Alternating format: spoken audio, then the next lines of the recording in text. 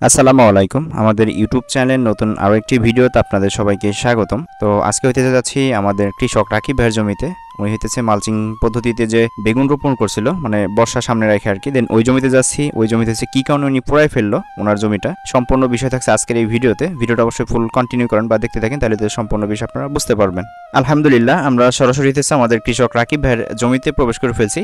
আর এইখান থেকে দেখতে পেতেছেন সমস্ত গাছগুছ কিন্তু সবকিছুই কিন্তু রাকিব ভাই যে বিষ আছে, মানে পোড়ার যে বিষ, সেই বিষ দিয়ে কিন্তু মেরে ফেলছে আর কি। তো এখন কাহিনী হচ্ছে এইগুলো আসলে পোড়াই ফেলার কারণটা কি, তাই না? এগুলো হইতেছে আপনাদের মনে একটা প্রশ্ন রাখতেছে, যেহেতু বর্ষার সিজন, বেগুনের দাম হবে, তারপরেও কেন আমাদের কৃষক রাকিব ভাই এগুলো পোড়াই ফেললো। তো এখানে মোটামুটি কয়েকটা কারণ আছে। দেন কারণগুলো হইতেছে এখানে যে জাতগুলো রোপণ করছিল, টোটালি 3 ধরনের জাত রোপণ করছিল এখানে, ললিতা, বিগ বস আর প্রীতম। আর এটা হইতেছে মে মাসে মেবি আমাদের চ্যানেলের ভিডিও আপলোড করা হয়েছিল, মেবি 2টা না 3টা পার্ট ছিল এটার, আর বাদ বাকি পার্ট আমরা করতে পারছিলাম না। আসলে সমস্যাটা কি ছিল? সমস্যা হইতেছে এই জমিতে প্রচুর পরিমাণ যে বেগুনগুলো ধরছিল আর কি, যে বেগুনগুলো ধরছিল ওই বেগুনে প্রচুর পরিমাণ পোকা ছিল। এগুলো হইতেছে আমাদের কৃষক রাকিব ভাই কীটনাশক দিয়ে আসলে শোধন করতে পারে নাই। আর যে ফুলগুলা ছিল ওই ফুলগুলাও মানে অটোমেটিকলি ঝরে পড়তো। হ্যাঁ, তবে গাছের চেহারা সুন্দর ছিল।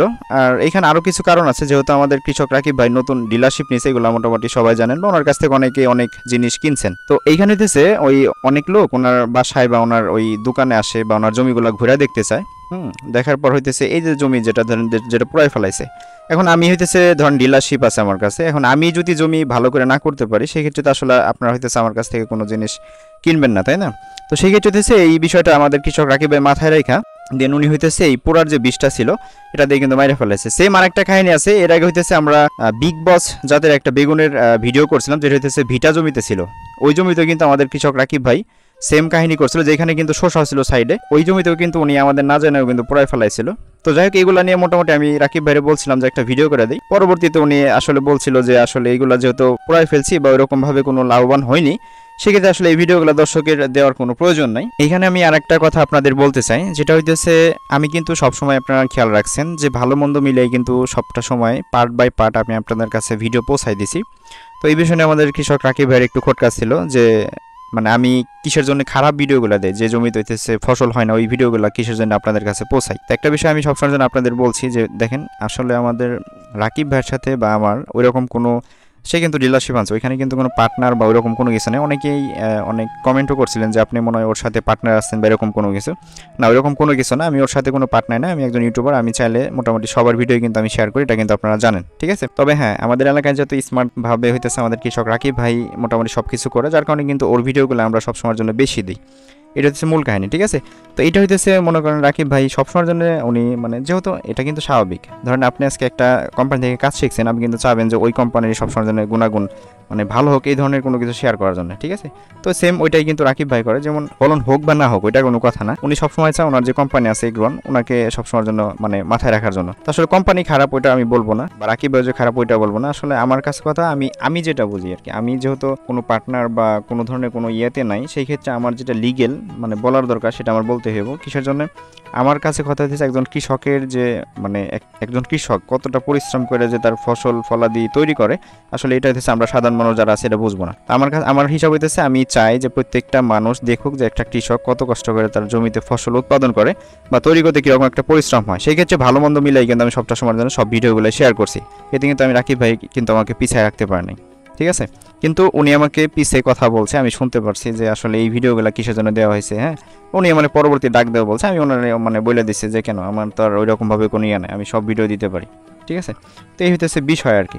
আচ্ছা, তো যাই হোক, এখন হইতেছে এই জমির আসলে খরচটা কত ছিল অনেকের প্রশ্ন থাকতে পারে। এই জমির টোটাল খরচ ছিল আপনার লেবার টেবার সব কিছু দিয়ে মোটামুটি 23,000 টাকার মতো, মালচিং দিয়ে সব কিছু দিয়েই।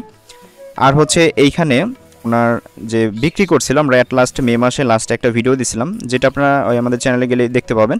ওইখানে মেবি আমরা বলছিলাম টোটাল সব দিয়ে মেবি 6,000 নাকি 8,000 টাকার মতো নিয়ে সেল করতে পারছিল। তাহলে টোটাল হইতেছে মোটামুটি 12 থেকে 13,000 টাকার মতো কিন্তু লস হয়েছিল, তাই না? তো লাভ লস মিলিয়েই হইতেছে কৃষিকাজ, এটা আসলে মানতে হবে, ঠিক আছে? তো যাই হোক, আপনারা হইতেছে ওই বিষয়ে জানতে পারলেন। এর পাশে হইতেছে আমাদের কৃষক রাকিব ভাইয়ের ছোট ভাই একটা জমি করছে দেন বেগুন, উনি কিন্তু এখানে মোটামুটি কোনো কিছুই না, মালচিং ছাড়াই। আর ওনার ছোট ভাইটা বাইরে চলে গেছে, ওনার জন্য দোয়া করবেন যাতে ও ভালো কিছু করতে পারে। এখানে হইতেছে ও বাইরে যাওয়ার আগে এখানে হইতেছে সনাতন পদ্ধতিতে বেগুন রোপণ করছিল।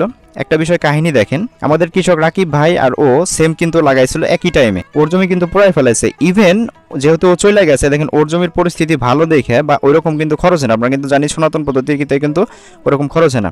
ও কিন্তু ওর জমি পুরাই ফেলায় ওর ভাইয়ের যে জমিটা আছে ওইটা কিন্তু সে যত্ন করতেছে, বিষয়টা বুঝেন। আর এখানে কিন্তু ধরেন আমি আজ যদি ওনার কাছ থেকে মানে আমাদের কৃষক রাকিব ভাইয়ের কাছে যদি কিনতে আসি বা দোকানে দেখা করতে আসি, সেই ক্ষেত্রে যদি এই জমি দেখায় রাকিব ভাই, সেই ক্ষেত্রে অনেকেই মানতে হবে যে আসলে না, যেহেতু সনাতন পদ্ধতিতে ভালো হয়েছে তাহলে তো আসলে মালচিংও ভালো হওয়ার কথাই, তাই না?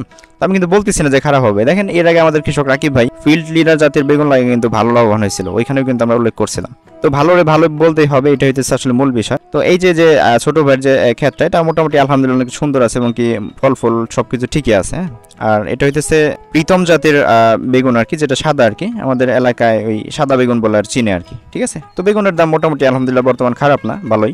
আর ফলনটাও খুব একটা নাই আর কি, যেহেতু বয়সটা অনেক হয়ে গেছে। আচ্ছা, তো এখন অনেকের প্রশ্ন থাকতে পারে যে আসলে আপনাদের ভিতরে কোনো ঝামেলা বা এরকম কোনো কিছু হয়েছে কিনা। তো এইখানে আহামরি তেমন কোনো কিছু হয় নাই।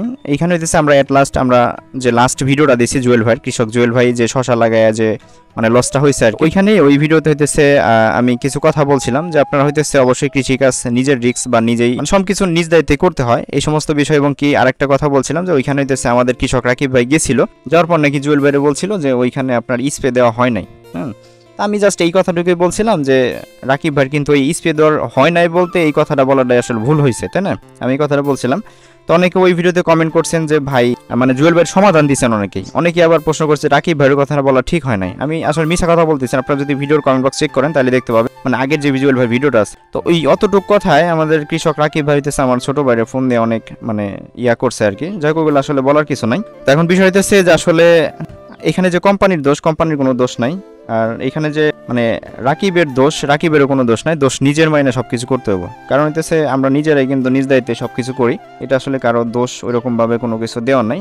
আমার যে মানে বিষয়টা আজকের বিষয় হইতেছে আমি হইতেছে আপনাদের দেখানোর ছিল যে আসলে এই হলো পরিস্থিতি, ঠিক আছে?